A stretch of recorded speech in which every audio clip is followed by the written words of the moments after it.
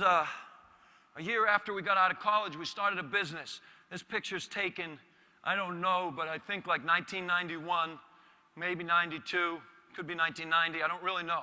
We only have about 3 pictures of these 5-year span that we were hawking t-shirts in the street. This is what we did every day for 5 years. This happens to be the St. Patrick's Day Parade in South Boston. John's on the right and I'm on the left. And we're hawking t-shirts in the street.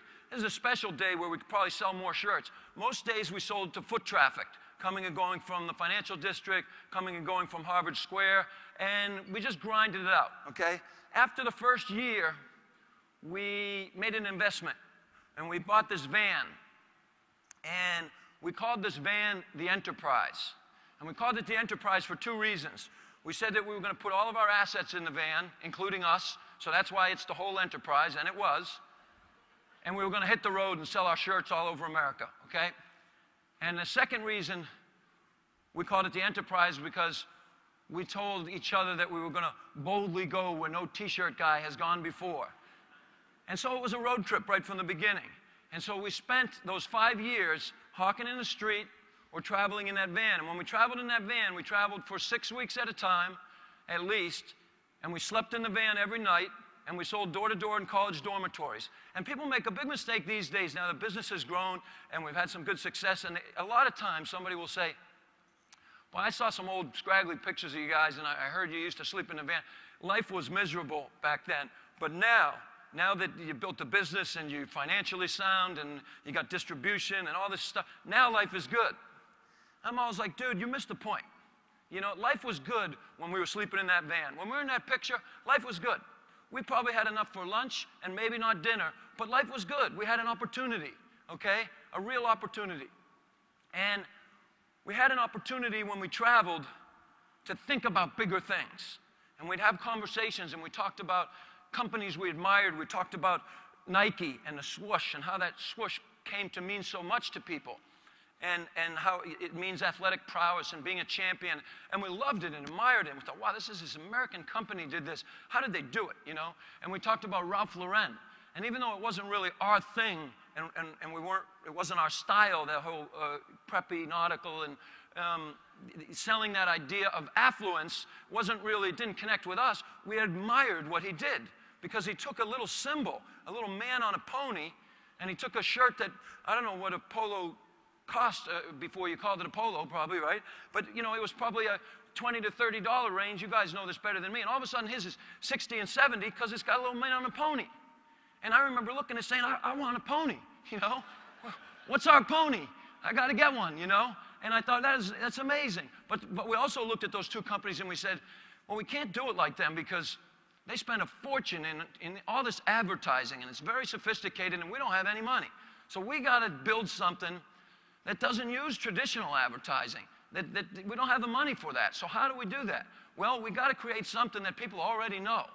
Everything I'm going to tell you today, you already know. Everything that our business was built on, our consumers built, not us. Our retail customers gave us all the answers. We really haven't, we just listened, okay? So everything I'm telling you today, you know, but I'm going to remind you. And you're going to walk out saying, boy, that's damn important, and make an adjustment. So this is Jake. The result of this conversation my brother and I had, and a conversation about the media, and a conversation about the idea that the world's too focused on what's wrong and not enough focus on what's right, led to this drawing that my brother did. Okay, he did that drawing in 1994, and I'll point out, since he's not here, that he hasn't done a damn thing since. I'm waiting for his next idea. He drew this drawing and he put it up on our wall. And what we used to do is, we used to go on those road trips for 6 weeks or whatever, and when we came back to Boston, we had a little apartment and we'd throw a good old-fashioned keg party when we came home. All our friends would want to come over and they'd want to hear what happened when we were out on the road, okay? So we'd invite them all over and we'd put all our artwork up on the wall. And he put Jake up, and we'd done it before, and that's how we decided what to print and go out in the street. They liked this one better than that. Well, there was this explosive attachment to Jake. All of these different people, we had a very diverse group of friends, they all circled and underlined Jake, and they all pointed and said, oh my God, I love this guy, oh my God. And then we had another one with all these different slogans, and we were trying to come up with something that people would understand without having to trick them, that people would understand immediately. We read that you get 3 seconds. I don't know if that's true. Human mind, a consumer, gives you 3 seconds to look at something. I was like, we need something that people can get in 3 seconds.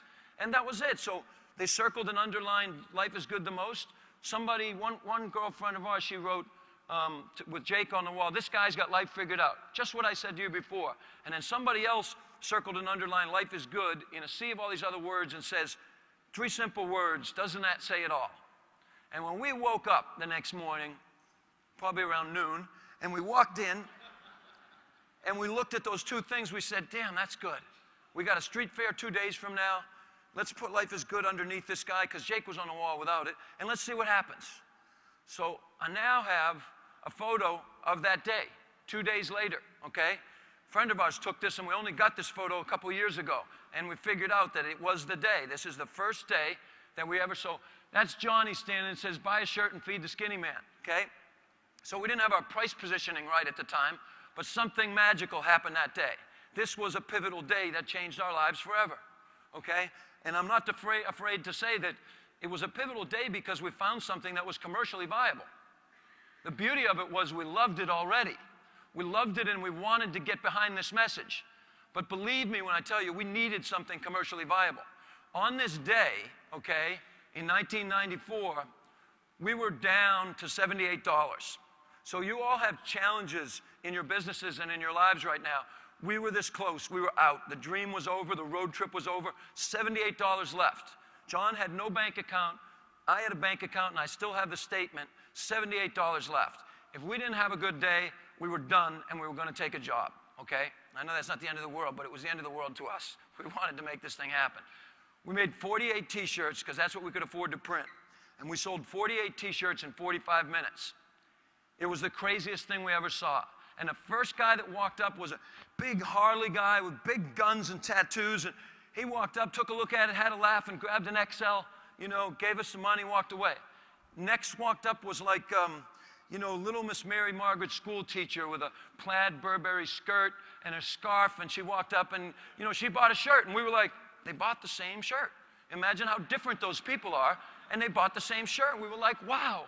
Okay, and then the day went on, and skate punks bought it, and yuppies bought it, and deadheads bought it, and all these different people were buying the same thing, and we thought, talk about open. This is inclusive. This is not exclusive. This is a club that anybody can belong to, and it's a message, okay? Because really what we're trying to build is a business that's a vehicle for a message. This is a message that we love and can really help people.